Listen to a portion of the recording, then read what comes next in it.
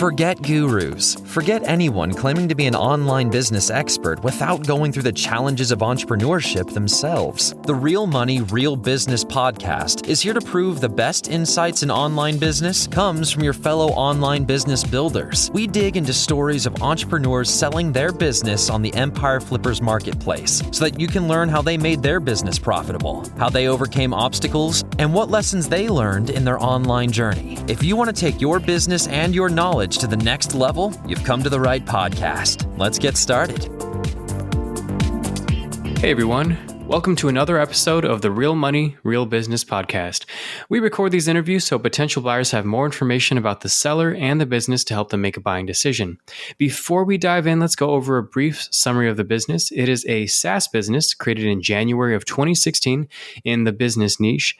The average monthly revenue for the business is $24,714 and makes an average of $10,306 per month in net profit.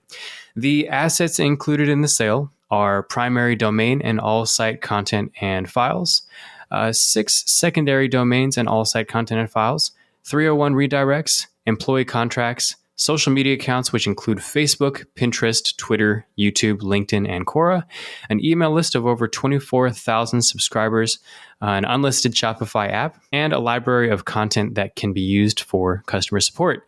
So for everyone listening, you can visit empireflippers.com/marketplace and search for listing 56971 to learn more about the business, or you can unlock this listing to start your due diligence if you're interested in purchasing this asset.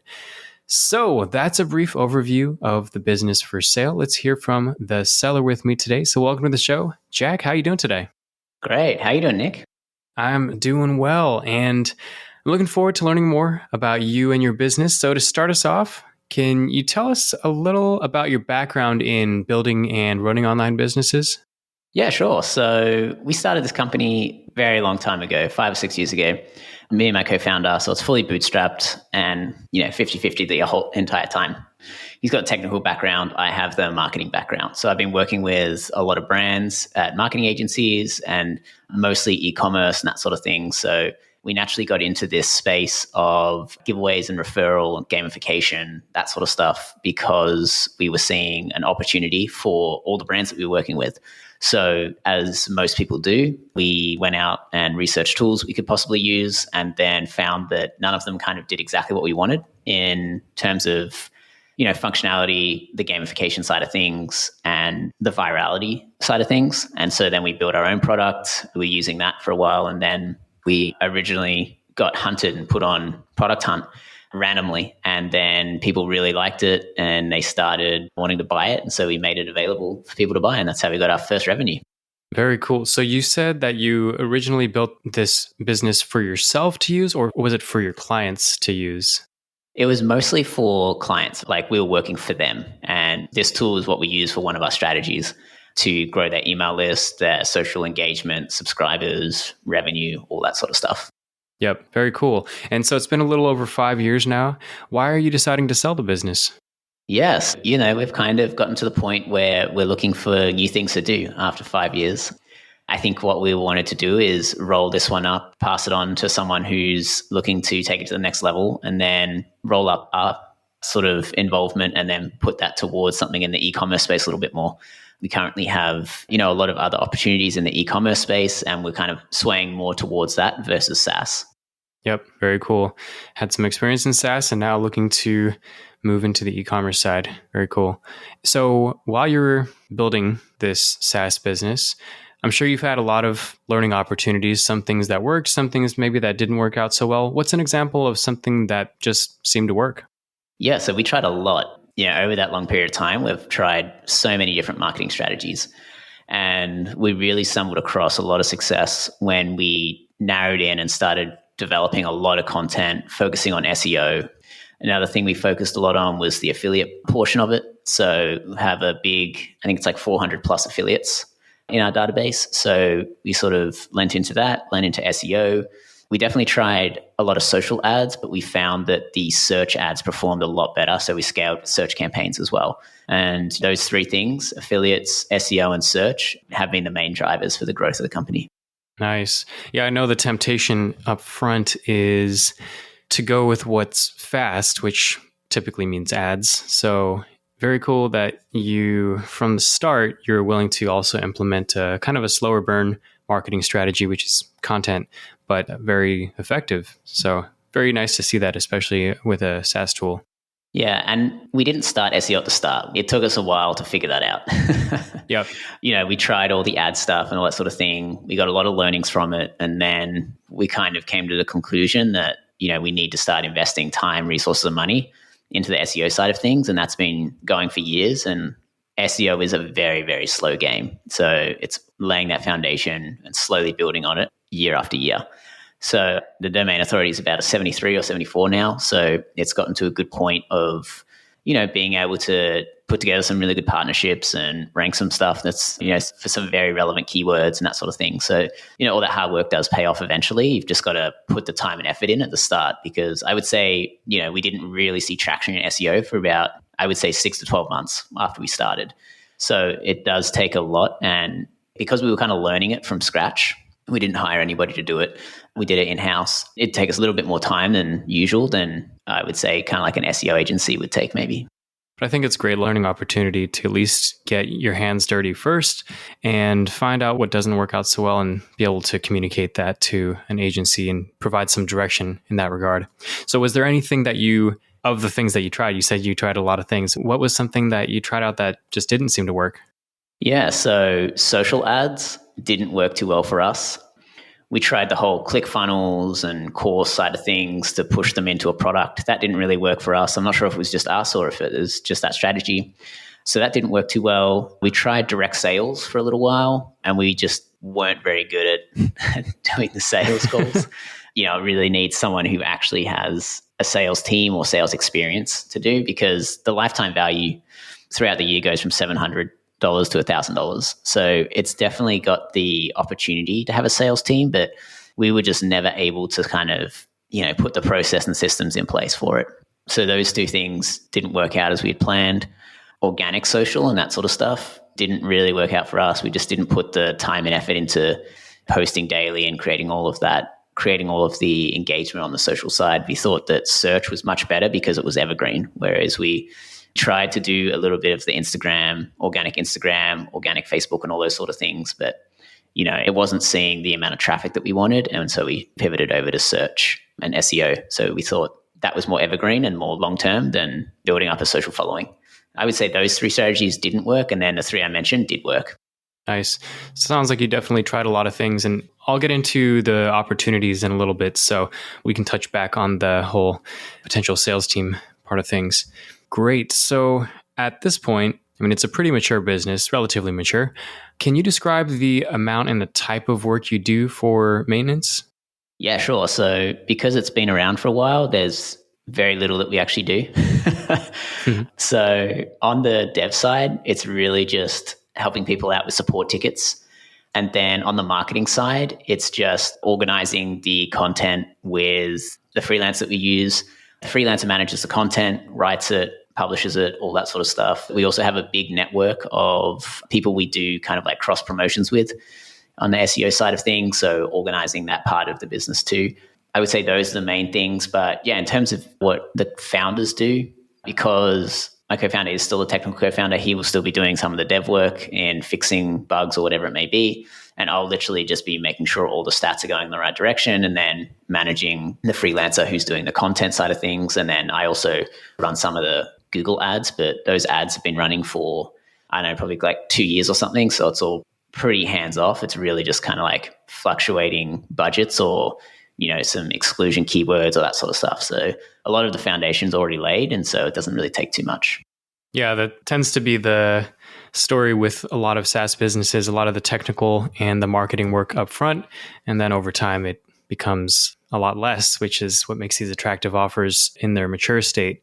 But with it sounds like there's still a little bit of technical work just in the sense of resolving any bugs. But I think that's to be expected with anything that is a technically built product. Okay. So moving on to what I wanted to mention before about opportunities. If you were to keep the business, hypothetically, what are some ways you'd try to grow it? Yeah, so this is a great area. So yeah, we spend a lot of our time on other stuff right now. And so I think if we were to focus more on it and not sell it and dive into it and keep growing it, I think, one of it would be to continue with the SEO stuff, try and scale that up. I would also probably try and actually do the sales process and the sales team. I think we would hire someone to do the sales though. We wouldn't try and do it ourselves, and put in a process for the sales team. The affiliates, we've done very little nurturing to incentivize them and, push them to, refer more customers. So I would definitely put a bit more effort into building more relationships in the affiliate side of things. There's already a bunch of really great affiliates in there, but they could be so much better if we were to give them more support. So I think that's a huge opportunity. If you wanted to, you could literally just scale up the budgets on the Google ad campaigns. We just didn't really want to invest more money into the marketing of it. And then also the opportunities is, improving the product. Like if you've got a technical background, you can always improve the product a lot. And we haven't really done many updates on the product for a while. So there's lots of opportunities in ways that you can improve it. You can add features, you can streamline processes and systems. There's a lot of opportunity on the dev side as well. If there is someone who's got a technical background looking for a project, or you have a dev team, that would be a huge shoe-in, because one of the big reasons why we are selling this is because my co-founder doesn't necessarily want to do development anymore. So there's a huge opportunity there. Okay. Well, sounds like a lot of different opportunities, and some more than others, maybe depending on the type of buyer that you are coming into this opportunity. Okay. So with all of those opportunities must come some form of risk. What do you think are the biggest risks associated with this business that a buyer should be aware of? Yeah. So the risks, I would say, not innovating and not keeping up with, the trends in this giveaway referral space. There's a risk that you will get left behind because, there's a fair few competitors in this space. And, the reason this product did do so well is because we were ahead of the curve on a lot of the different strategies that are used now. So I think if you were to take this on and not kind of like innovate a little bit, or not kind of improve the product a little bit, you would take on the risk of kind of staying stagnant. And that's why we haven't grown too much over the last few months, because we haven't really been doing that. And so someone who, wanted to grow it, you would have to kind of think about innovating a little bit and improving it here and there, which is only natural to increase the revenue of a company. But yeah, that would be a risk if you didn't want to actually put more work into it. Like it will run as is, like organically, but it's not going to grow by as much as you would want it to if you were just going to run it and keep it as is. So yeah, I would say that's one of the risks. Another risk would be, our platform is not reliant on any other platform. So it's not reliant on any of the social channels or anything like that. So, we do have a unlisted Shopify app, so which will help, reward revenue and purchases and that sort of thing. So, a risk would be, I suppose, depending on if Shopify changed their rules or whatever it may be, that would be a risk, but I highly doubt they're going to do that. We decided to keep it unlisted because we didn't want to pay the Shopify fees, but you could always make it a listed app and open up a completely new marketplace. But obviously that takes on another development side of things, maintaining that. Other risks would be, I suppose the other thing is, we can have some really high volume campaigns or users. So not having the proper scalability built into your hosting. That would be another risk. So you've got to keep that in mind, that you can really increase the amount of volume if you have a customer coming in running some big campaigns. Got it. So if I were to sum those 3 points up, I'd say a buyer who's willing to be an active buyer in this, willing to put in, whether it's technical experience or sales experience, something that in order to promote growth in the business, which to be fair, that is probably the truth for every business that comes through our marketplace. All right. So some housekeeping questions to wrap this up. How much support are you willing to offer buyers? Yeah, we're definitely willing to help them for as long as it needs to get them onboarded and fully comfortable taking over the business. At the moment, we only put, 1 or 2 hours a day in. So it's really not going to be hard. And all of those opportunities, if you want to do them, so it'll still run as is and generate that revenue without doing anything. But there's a lot of opportunity in this space, especially because email and SMS is so important right now. And we've seen some growth from that, definitely. So capitalizing on that opportunity is something you'd have to actively do. But yeah, we're happy to stay on and help for as long as it's needed for them to get comfortable managing the day-to-day. But yeah, I don't think that would be too long. Okay, great. And would you be willing to commit to a non-compete? Yeah, as I mentioned, we're kind of taking our time and resources and pushing them back over into the e-commerce space where we have a lot more experience in scaling and growing. So I don't think we're going to be creating a competing product anytime soon. Got it. Okay. Are you open to something like an earnout? Yeah, we're kind of pretty open to whatever's going to best fit the buyer. Ideally, we want to make sure this is smooth and the transition is great. And if that includes some sort of earnout, that's fine. We can talk about that for sure. Ideally, the cash up front is always desired because you can go and deploy those resources somewhere else immediately. But yeah, it will pretty much come down to the buyer and what their position is and see what's best for both parties. Okay, sounds good. And last two questions. Putting yourself in the shoes of a buyer, why do you think this is a business worth buying?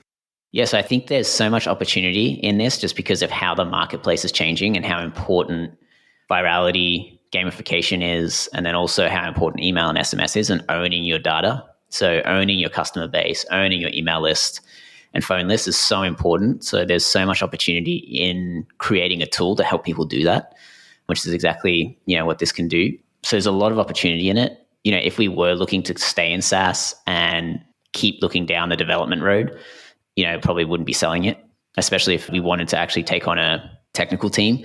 But that's just not in the interest of my co-founder. So that's why we kind of came to this decision to sell it. But yeah, there's a lot of opportunity there. There's a ton of traffic. There's big email list, which, is barely monetized. So there's a lot of low-hanging fruit to scoop up at the start to instantly increase revenue. And then it's got a great LTV. Customer base is phenomenal. There's so many great customers in there. There's a lot of them as well. So there's lots of reactivations that you could probably do to generate revenue straight out of the gates. So there's a lot of opportunities that we just haven't done just because we're not putting any time into it. And I think the reason we're not putting time into it is because we're looking at, going back to e-commerce versus SaaS. But anybody who's involved in SaaS and loves SaaS, they'll have a great time with this. Got it. Well, definitely some strong reasons. And last question, maybe, is there anything you'd like to add that you think I might have missed during the interview? Yeah, we also have a Facebook group of 4,000 people, that'll be included as well. Okay, cool. I think we went through a ton there, so I think this is the perfect point to wrap this up. So, Jack, thank you so much for sharing your story and joining us on today's episode. And I hope your business is purchased in the near future and by the right buyer. Thanks, Nick. Really appreciate it. Absolutely. All right, everyone. Thanks for listening. To learn more and see if this listing has already been sold, head over to empireflippers.com/marketplace and search for listing number 56971. If you're watching this on YouTube, click the link in the description to go straight to the listing. And once you've unlocked this listing, you'll be given everything you need to know about this business. So until next time, enjoy your digital journey.